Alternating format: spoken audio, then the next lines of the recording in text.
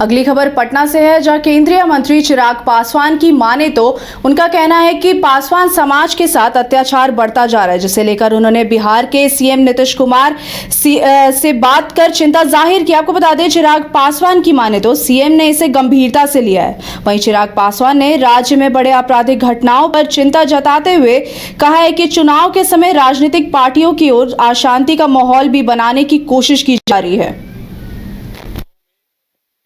देखिए, इस बात की चिंता मैंने भी राज्य में भी मैंने उठाने का काम किया, मुख्यमंत्री जी के भी समक्ष मैंने उठाने का काम किया है।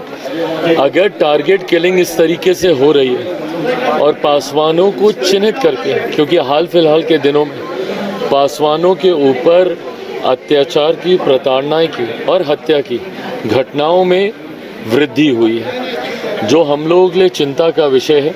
मुख्यमंत्री जी के भी संज्ञान में इस विषय को दिया है। स्थानीय प्रशासन से भी बात करके इस बात को सुनिश्चित करने का निर्देश दिया गया है कि चिन्हित करें क्या ये सुनियोजित तरीके से कोई मॉडल के तहत चिन्हित करके इस तरीके से टारगेट किलिंग की जा रही है। अगर ऐसा है तो इसके पीछे जो भी लोग हैं उनको कतई बख्शा नहीं जाएगा। इसको कैसे नहीं, बिल्कुल होना चाहिए भाई। जब तक अपराधियों में कानून का डर नहीं होगा, अपराधी इस तरीके से आपराधिक घटनाओं को अंजाम देते रहेंगे। चुनावी वर्ष है, मैं ये भी मानता हूँ कि राजनीतिक षड्यंत्र के तहत भी कई ऐसे असामाजिक तत्व हैं जो कि हमारे प्रदेश में अशांति का माहौल उत्पन्न करना चाहते हैं।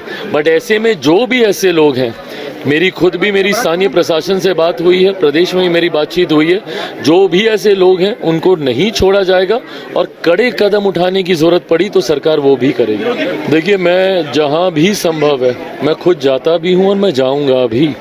बिहार में आज भी जहां जहां पे भी घटनाएं हो रही हैं, हाँ इतना ज़रूर है, जिम्मेदारियां बढ़ी हैं। केंद्र में एक मंत्री की जिम्मेदारी होने के नाते देश भर की भी जिम्मेदारी आई है, पर ऐसे में अपनी जिम्मेदारियों से कम चिराग पासवान कभी पीछे नहीं है। देखिए, इफ्तार किसी राजनीतिक सोच से नहीं, इफ्तार एक सद्भावना बनी रहे, समाज में भाईचारा बना रहे, इस सोच के साथ आयोजित किया जाता है।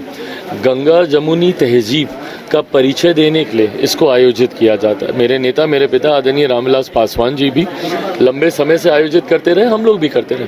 बट हाँ, कुछ लोग हैं जो धर्म में भी राजनीति देखते हैं। मैं उनसे भी आग्रह करूंगा कि धर्म को राजनीति से दूर रखा जाए, धर्म में कम से कम राजनीति को ना जोड़ें। और कुछ ऐसे लोग, मैं उनके ऊपर कोई टिप्पणी नहीं करूंगा, बट आदरणीय मदनी साहब जैसे लोग जो कुछ राजनीतिक दलों का संरक्षण करते हैं और हम जैसे दलों और मुख्यमंत्री जी की पार्टी और चंद्रबाबू नायडू जी की पार्टी को कहते हैं और फतवा जारी करते हैं कि बायकॉट किया जाए, इन लोगों को दूर रखा जाए। मैं बस इतना आग्रह करूंगा कि हम लोगों का समर्पण तो इस समाज के लिए क्या है क्या नहीं, ये हम लोगों ने करके दिखाया। मेरे नेता, मेरे पिता ने 2005 में अपनी पूरी पार्टी समाप्त कर दी मुख्यमंत्री मुसलमान की घोषणा करने के लिए। आप बताएं ना कि जिनका आप संरक्षण कर रहे हैं उन लोगों ने क्या किया। सच्चर कमेटी की रिपोर्ट निकाल के देखिए, 2006 में आई। देखिए, इस बात विश्व स्तरीय मेडिकल सुविधाओं से युक्त रांची का देवनिका हॉस्पिटल, जहां है neonatal ICU, burn intensive care unit, modular operation theatre, 24/7 emergency trauma service, multi disciplinary ICUs, emergency care, MRI, CT scan, advance cath lab, fully automated path lab, echo, ultrasound, ultra modular patient beds और pharmacy. Devnika hospital and research centre, किफायती दर पर विश्व स्तरीय इलाज, ancillary Chowk, Tupudana industrial area, Ranchi.